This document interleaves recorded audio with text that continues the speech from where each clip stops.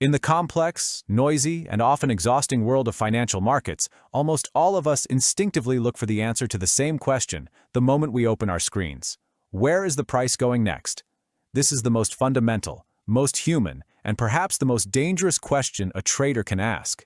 It lures us into the trap of trying to be a fortune teller or a prophet. However, according to Pring, one of the living legends of modern technical analysis, this question actually sets us on the wrong path from the very beginning. For Pring, technical analysis is not the miraculous art of predicting exactly where the price will go. Rather, it is a discipline of understanding why the price is behaving the way it is, what psychological stage it is currently in, and which way the probabilities are heavily leaning. His approach is far removed from the memorized patterns or magic indicators that most traders obsess over. For Pring, the real issue is not the question of which indicator to use, but the question of what is the context of the market. If you can solve the context, choosing the right tool becomes merely a technical detail. The fundamental building block of Pring's world is psychology. Price is not the result of a mathematical equation or the cold output of a computer algorithm. Price is the charted reflection of the hopes, fears, expectations, and, most importantly, the mistakes of millions of people. This is why Pring famously states that technical analysis is the reflection of collective human behavior. Because human nature does not change over centuries, certain patterns on the charts repeat. Trends tend to persist for a period, and the same psychological errors are made by generations of investors. The analyst's task is not to know these repetitions in advance like a psychic, but to recognize these structures as they form and determine a strategic roadmap.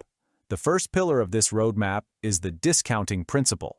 As market participants, the news we hear, the economic data, the balance sheets, and even the events that haven't happened yet but are expected, are already baked into the current price. This is why Pring strictly rejects trading the news. According to him, the market has usually priced in the news long before it reaches the public. The trader's job is not to look for a reason or try to interpret the headline. The trader's only true task is to read the reaction formed in the price. Seeking cause and effect relationships only slows you down, whereas the price always leads you to the current reality. At this point, we encounter the true backbone of technical analysis, the trend. To Pring, a trend is not just a straight line on a screen. It is a massive display of force. He defines trends through peak and trough analysis. Imagine an uptrend. Each new peak must be higher than the previous one, and each pullback must stay above the previous low. This structure is the purest data showing that buyers are still hungry and sellers are still hesitant. As long as this structure remains intact, the trend is alive, regardless of how expensive the price might seem. Many investors make the mistake of opening a trade in the opposite direction simply because they feel the price has risen too much. But for Pring, it is not enough for the price to just fall. The peak and trough structure must actually break. Until that happens, swimming against the current is statistically disadvantageous. His philosophy is to always remain trend-aligned. This is the art of giving up the need to be right and instead choosing to follow the flow of money. However, looking at a single time frame is a major mistake that Pring warns can lead to disaster. He emphasizes that multi-time frame analysis is a necessity. Most of the sharp movements you see on short-term charts are actually just noise. Trading without knowing the direction and context of the primary trend is like sailing into the ocean without a compass. Pring explains this through a hierarchy. Minor trends live within secondary trends, and secondary trends are part of the primary trend.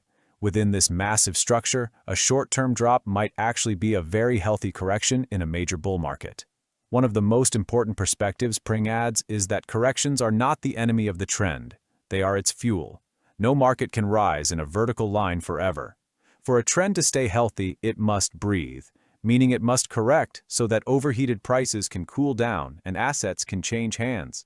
To distinguish a trend reversal from a mere correction, Pring looks at the depth and, crucially, the volume of the pullback. If the price settles between 1/3 and 2/3 of the previous move while volume decreases, it is a sign that the trend still holds its strength and that buyers are simply waiting in the shadows for the right moment. Pring's use of indicators is also unique. He doesn't treat them as buy-sell machines. His own creation, the KST or No Sure Thing indicator, which he calls the momentum of momentum, showcases his genius in market timing. Since Pring knows that momentum in a single time frame can be misleading, he combines and weights the rate of change across different time periods. This allows him to hear the short-term and long-term rhythm of the market simultaneously. To him, an indicator does not dictate the price, it measures the willingness of the market. If the price is making new highs but the indicator fails to confirm it, Pring senses danger. These divergences are the clearest evidence that the trend is strong on the outside but rotting from the inside. Just like an athlete losing their breath while sprinting, a drop in momentum signals that the price move may be nearing its end. The concepts of support and resistance also transform from static lines into dynamic memory zones in Pring's hands. These are the psychological barriers of the market. The more a level is tested, the stronger it becomes because people have either made or lost significant money there in the past. But the real magic lies in the role reversal principle. A broken support level starts to act as resistance when the price returns to it. Pring sees this as the clearest reflection of investor psychology. Once people realize they've made a mistake, they tend to try and compensate for it when the price returns to that same level. These behavioral patterns gain true meaning when combined with volume. Volume is the confirmation of how serious the intent is behind a price move. According to Pring, a breakout without an increase in volume should always be treated with suspicion, because real change only happens when the crowds participate with their capital and their conviction. Pring's vision goes beyond a single chart. He is a true macro strategist. As a pioneer of intermarket analysis, he argues that stocks, bonds, and commodities are connected by invisible chains. An investor cannot see the big picture by looking at a single stock chart. The direction of bond yields or the movement in commodity prices whispers exactly where we are in the economic cycle. Pring's famous business cycle model explains the 6 stages of an economy and which asset class will lead in each. For instance, in a recession, bonds often rise as interest rates fall, while stocks are still struggling. When the economy begins to revive, stocks take over the lead. Combining technical analysis with this macro view transforms a trader from a mere chart reader into a strategist who can see all the pieces on the board. At the heart of this system lies an unwavering, uncompromising discipline of risk management. Pring's clearest rule is, your first priority should not be to make money, but to preserve capital. A person who exhausts their capital has no chance of catching the next magnificent opportunity. In this discipline, a stop-loss is not determined by a fear of losing after the trade is open. Instead, the point where the technical structure breaks is identified mathematically before the trade even begins. The stop level is the point where the analysis becomes invalid. For Pring, being stopped out is not a failure. It is a small insurance policy paid to stay in the game. Those who refuse to accept small losses will eventually be forced to accept a catastrophic one. Beyond the technicals, Pring believes the greatest opponent is not the market, but one's own mind. A person who knows technical analysis perfectly, but cannot manage their psychology, is doomed to remain inconsistent.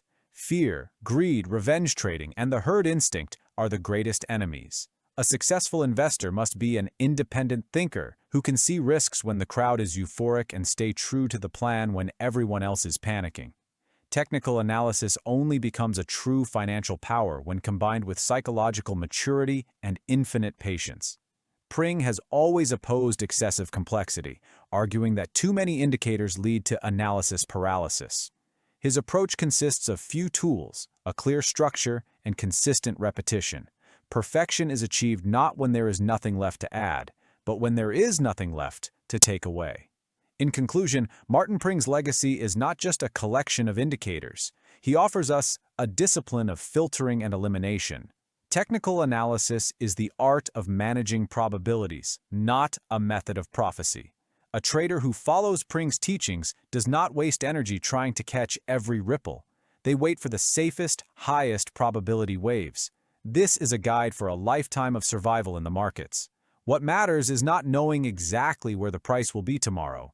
It is knowing where we stand today, which way the wind is blowing, and having already determined the harbor we will take refuge in when the storm breaks. This awareness turns you from a market victim into an expert. Remember, success in the market is not a sprint, it's a marathon, and only those with a disciplined roadmap like Martin Pring's can finish it. When you learn to wait with patience, act with discipline, and listen to the voice of the price rather than your own ego, the markets will stop being a place of chaos and start becoming a meaningful story.